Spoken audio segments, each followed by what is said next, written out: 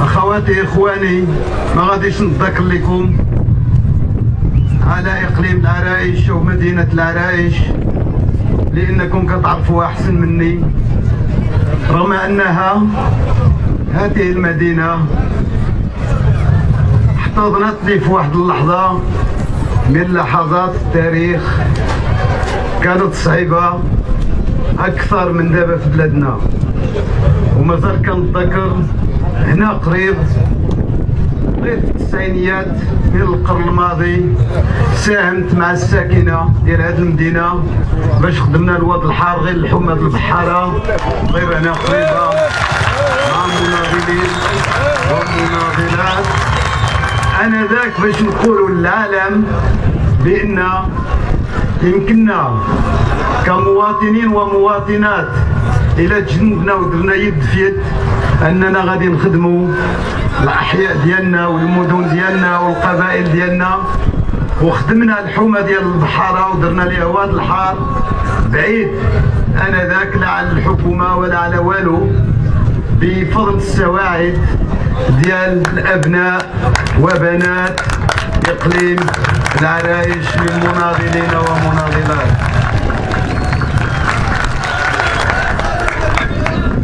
وكنعرف مزيان هذا الاقليم ما يعيشه ما عاشه من تهميش وما يعيشه من تهميش، وبالخصوص من الوقت اللي حلوا لوتوروتي الان هذا الاقليم كيعيش تهميش كان كيعيشوا الان كيعيشوا مزدوج كيعيشوا مركب كيعيشوا كثار. وعرفتوا بزاف منين جيت كنت خبت رئيس ديال هذه الجهه، تعرفت بزاف على معاناه ديال هذا الاقليم وما نخفيش عليكم لانه في الجهه جعلناه من الاقاليم الاولى اللي غادي نبداو بها، ولكن مع كامل الاسف انا شخصيا قلت لهم ما ممكن نبداو والو الا حتى دوز انتخابات باش ما تسماش بان كنستغلوا انتخابات كنخدموا مصالح السكان من اجل انتخابات. وهذا القرار نخوت باش تسجلوه بان قرار ديال نخدموا اقليم العرايش يعني من القصى الكبير الى جميع الجماعات،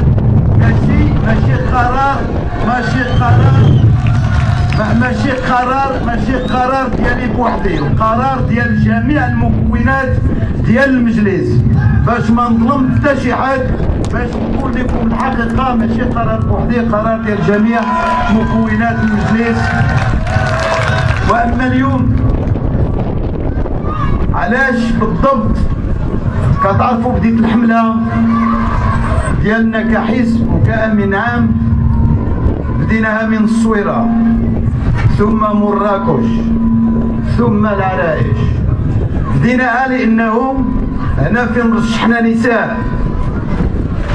نساء انا قلت بان جميع الدوائر اللي رجعنا على اللوائح ديالهم نساء اللي درنا عيالات ديالنا مناضلات في اللوائح، انا غادي نمشي تماك وغادي نبدا من تماك. ومدينه العرايش واقليم العرايش من المدن ومن الاقاليم ومن الدوائر اللي درنا المرام على راس اللائحه. وغادي نقول لكم دابا ها العيالات اللي كيصوتوا نقول لكم انسى ديال بلادي، هذه القضيه حزب الاثاره والمعاصره بقدر ما كيامن بالشباب ديالو، كيامن بالرجال ديالو، كيامن بزاف بالنساء ديالو، بالنساء المغربيات، لان حنا ولاد مواطننا. الا ما كناش الوالدين ديالنا مواطننا رباونا مزيان وتكرفصوا ما كناش اليوم غادي نكونوا هنا كلنا. لذلك اليوم منين كنكرموا نساء في بلادنا كنكونوا كنكرموا مواطننا، كنكرموا خواتاتنا، كنكرموا الزواجات ديالنا، كنكرموا المناضلات والمكافحات ديال هذا الوطن العزيز. اذا يا اخواني يا اخواتي ما غاديش نقول لكم كي دايره الحاله ديال البلاد. الحاله ديال البلاد كتعرفوها من خلال الحاله ديال اقليم العرايش. كتعرفوا بان بلادنا كتمر بواحد الازمه اللي ما عمرها عاشتها في تاريخها. في 1983 كانت ازمه خانقه في البلاد ما عمرها كانت وصلت اللي وصلت ليها اليوم. هاد الازمه اللي وصلنا ليها اليوم قلناها في الحزب وما قلناهاش بوحدنا، كتهدد بلادنا بالافلاس. رانا اللي غادي تفلس البلاد ماشي بحال كتفلس الشركه، لان حنا ما عندناش بلاد اخرى من غير هاد البلاد. ماشي بحال الناس اللي عندهم الامكانيات وعندهم جوج باسبورات وعندهم جوج كارنيات. عندنا كارني واحد، باسبور واحد، بلاد وحده. ما عندنا فين عليها، هذه اللي عندنا بوحدها. وهاد البلاد ما ممكنش نخليوها نهائيا ونهائيا باش تفلس.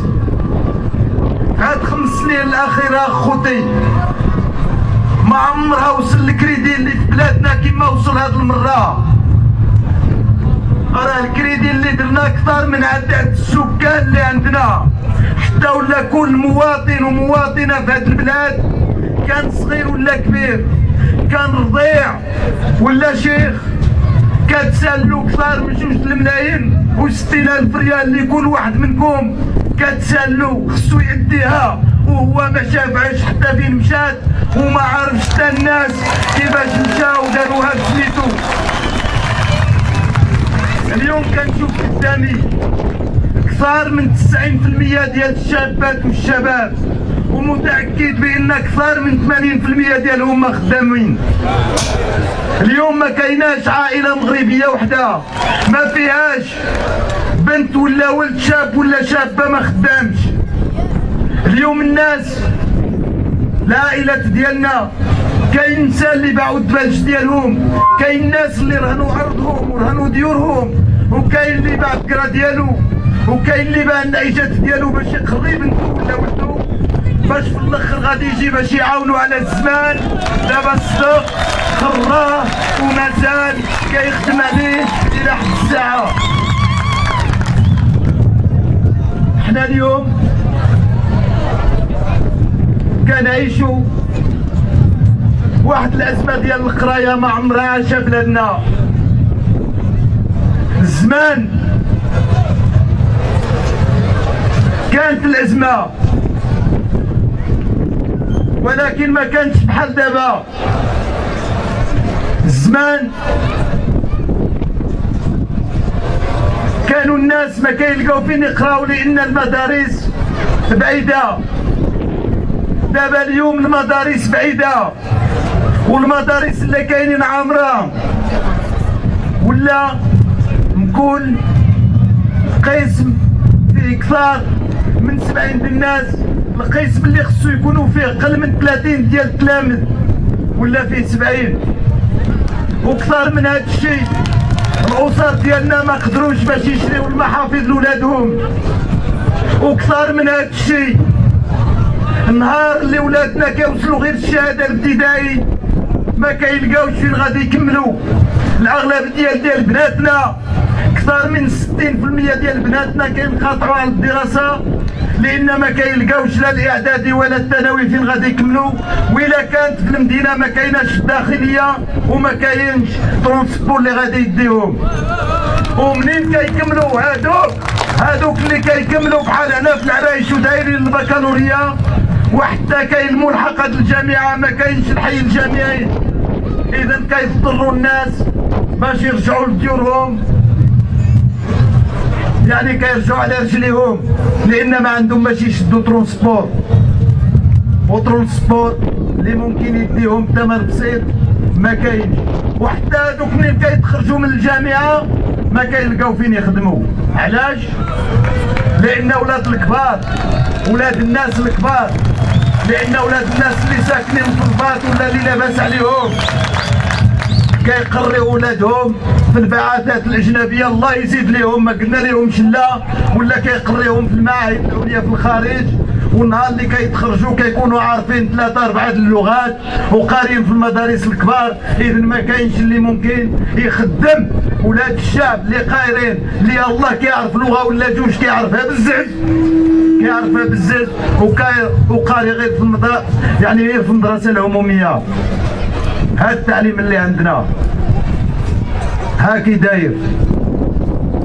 اما الصحه راه كتعرفوها، راه عندكم واحد السبيطار هي براسها خصها سبيطار. اذا بلا ما نهضر عليها. وكتعرفوا الحاله ديال المراكز الحضريه ديالنا. حنا كنا كنشوفوا قندهار في التلفزيون، كاينه في افغانستان، دابا هي قندهار كاينه غير في قصان الكبير. ها هي. وهاد المدينه القصان الكبير اللي انا كنعرفها، كنت مازال صغير، كنت مازال شاب، كنجي ليها، كانت احسن مدينه واجمل مدينه في المغرب. دابا شوفوها كيفاش ولات. شوفوا كيفاش دايرين الجماعات ديالنا. هادشي دابا خوتي كيفاش غادي نديرو نصلحوه؟ واش غادي نجي هنا ونقول لكم غندير ونكذب عليكم ونمشي من هنا وغدا نولي نتخبع؟ لا، انا ما غاديش نديرها. ولكن يمكن نقول لكم واحد الحاجه نديرو حنا نديرو كلنا. وانا كنآمن بواحد الحاجه وبيه باش عاشوا المغاربه وهي اللي كنفقدوا اليوم. انا كنآمن بالامل. حنا حياتنا عايشين على الامل. حنا حياتنا كنقولوا نكبروا ونخدموا. جدودنا وباواتنا كيقولوا نربيو ولادنا ونقريوهم ويخدموا ويوصلوا مزيان ويعاونوا ويبنيو. ولكن اليوم هذا الامل اللي ما بقاش. سولوا غير بعضياتكم بلا ما نسولكم، غير واحد يدور عند صاحبه، وحده تدور عند صاحبتها وتقول لها اختي واش باقيه لك شي امل مازال في هذه الدنيا، في هذه البلاد وفي هذا الاقليم؟ كتقول لها لا، لان عييت ما ندور وعييت ما نطلب وعييت ما نهبط ونطلع. ولكن مع كامل الاسف والو. علاش؟ لان بكثره الكذوب وكثره الوعود. لذلك انا ما بغيتش ندير معكم الهضره ديال الكذوب والوعود، لان على الاقل الا ما قدرناش نديرو ونصارحوا بعضياتنا، الا ما قدرناش نصاوبوا شي حاجه نسمعوا لبعضياتنا. نهار اللي كيجي عندك المواطن الاداره ما قدرتيش تقضي له، ما كاينش طبيب اللي غيشوفو سمع له ويبكي عليك. دابا حتى على من غادي نبكيو ما بقاش، حتى اللي غادي يسمع ما بقاش. هذه كنعدو بكم اخوتي، اننا انا كنقول لكم غادي نسمعوا لبعضياتنا. ومنين غادي نسمعوا لبعضياتنا؟ لان اللي كيتربص كاينين بلا ما نسميوهم وكتعرفوهم. بغاو لهاد البلاد توقع فيه الفوضى، بغاونا ناكلوا بعضياتنا، بغاونا بناتنا وشبابنا ونسانا ما يبقاوش يخرجوا لا بالنهار لا بالليل، يوليو يخافوا ويجلسوا في الديور. هذا اللي ما غاديش نسمحوا به كما قلت لكم، لان ما عندناش 2 باسبورات و2 كارنيات، وما عندناش فين غادي نمشيو من غير هاد البلاد. وهذا هو الامال اللي غادي نديرو في بلادنا. وكنعاهدكم كما بغات تكون الامور، ماشي لا المغاربه عطاونا المرتبه الاولى، لا عطاوها لينا ولا ما عطاوها ليناش المغاربه، ولكن هذاك الشيء اللي قلنا غادي ندافعوا عليه باش يكون،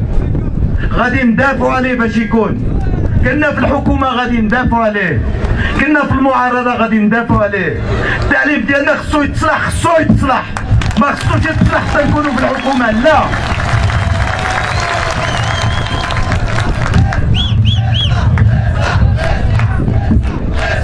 والجهات ديالنا خصها تقاد، لان غير بهاد الخيارات انا ما كنقول والو، ما ما كنقولش ما نعرف اش خصنا نجيبو. الا كان الهم مستعدين نفرقوا بيناتنا بالتساوي، ولكن اذا كان الخير حتى هو خصنا نفرقوا بيناتنا بالتساوي. ما ممكنش نهزوا الهم والنهار اللي كيكون الخير ما كيتفرقش. شوفوا البترول، نهار اللي كيدير 140 دولار كنشريه ب 8 دراهم 9 دراهم، نهار اللي كيدير 28 دولار كنشريه ب 8 دراهم 9 دراهم.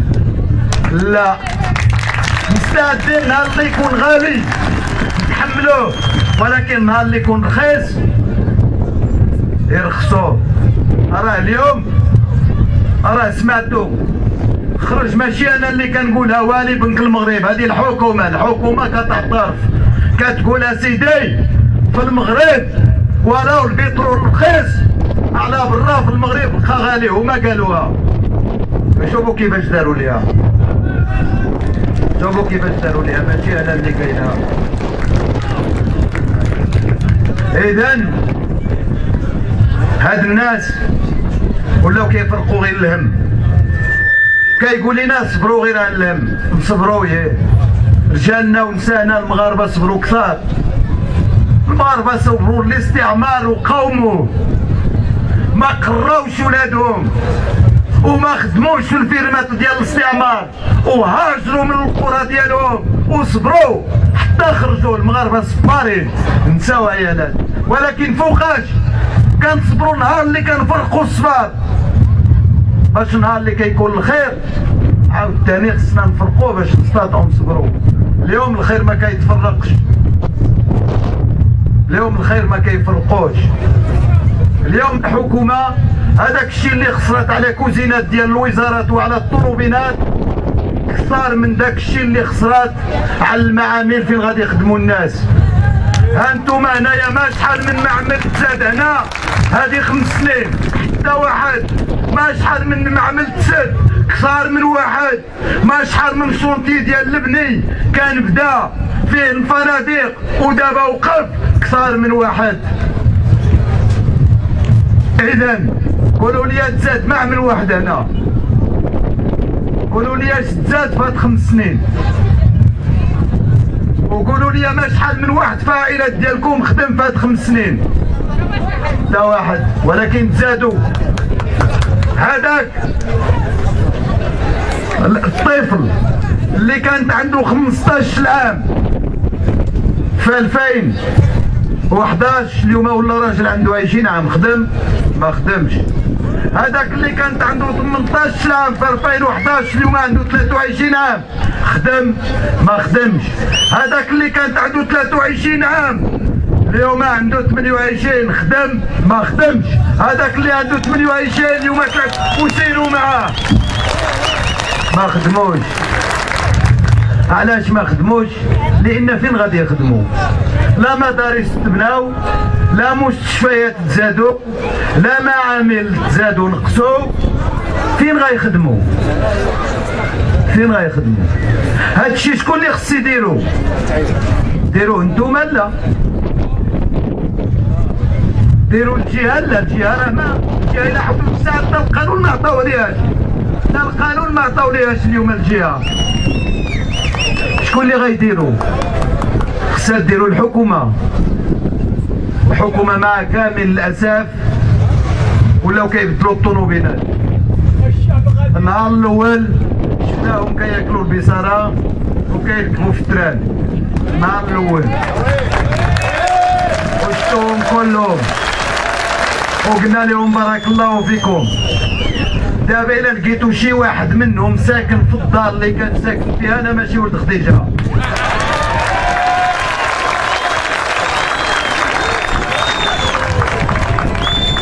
وفين البصاره وفين التران وفين هذاك الطوموبيل رخيصه، دابا ولاو كثار من داك الشيء، ولاو قالوا الشعب كيخلعهم، ولاو دايرين ليهم حتى البوليس ولي كارد كل كيمشي وحداهم.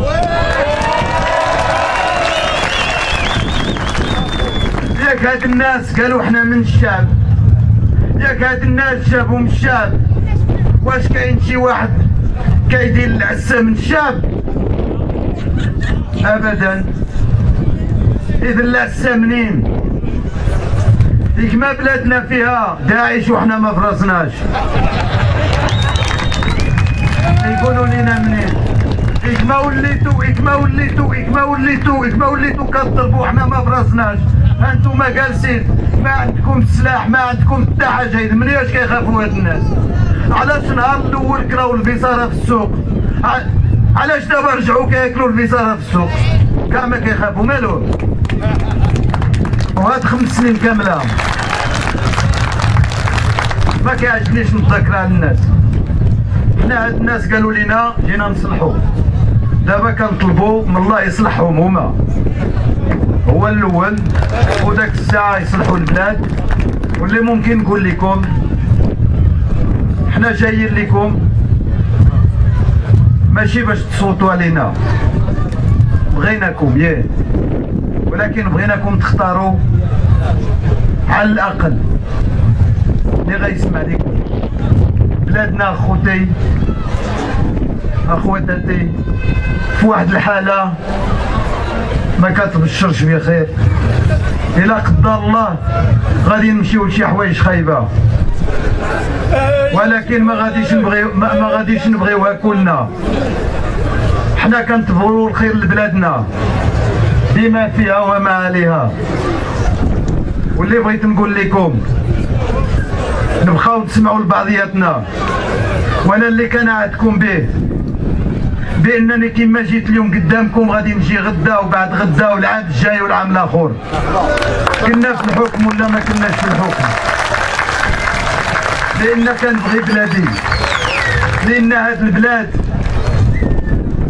البلاد ما عطاها لينا حد. هاد البلاد ورثناها من عند جدودنا، من عند بواطنا اللي كافحوا عليها، وخصنا نخليوها لولادنا. على الاقل الا ما طورناهاش نخليوها احسن بطريقه باش خديناها. ما بغيناش النساء ديال بلادنا يتهانوا، يتقال لهم بان انتم غير البلاط في الديور. ما بغيناش الشباب ديال بلادنا يتهانوا، يقولوا لهم سيروا تنطاحروا ولا سيروا تموتوا في البحر. ما بغيناش الناس ديالنا يقولوا لهم سيروا انتم راكم كتزرعوا المخدرات، انتم راه كذا وراه كذا. بغينا